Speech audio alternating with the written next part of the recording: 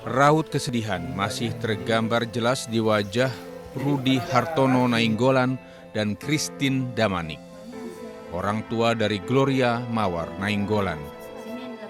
Anak pertama mereka meninggal dunia usai mengidap penyakit gagal ginjal akut.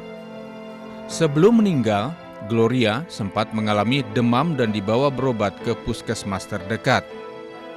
Di dalam pengobatannya diduga korban mengkonsumsi obat sirup yang masuk kategori dilarang BPOM dan Kemenkes hingga berujung beberapa hari dirawat di rumah sakit lantaran kondisinya memburuk yang berakhir meninggal dunia.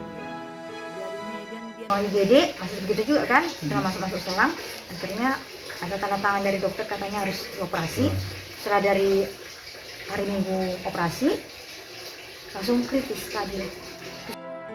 Hingga 1 November, data Kementerian Kesehatan mencatat kasus gagal ginjal akut pada anak mencapai 325 kasus, naik dari angka sebelumnya 304 kasus.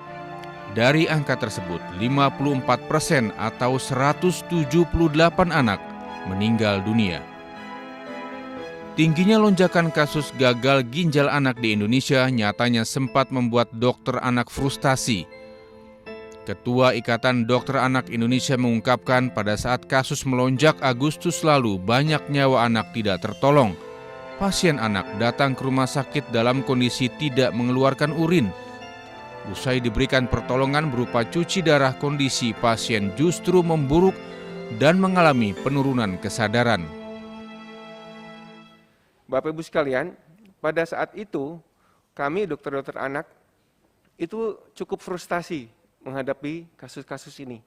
Karena ini aneh, nggak seperti biasanya. Biasanya kalau gagal ginjal akut saja, tidak ada kencing saja, dilakukan cuci darah, anaknya selamat. Ya, ini dilakukan cuci darah, anaknya malah meninggal. Next slide.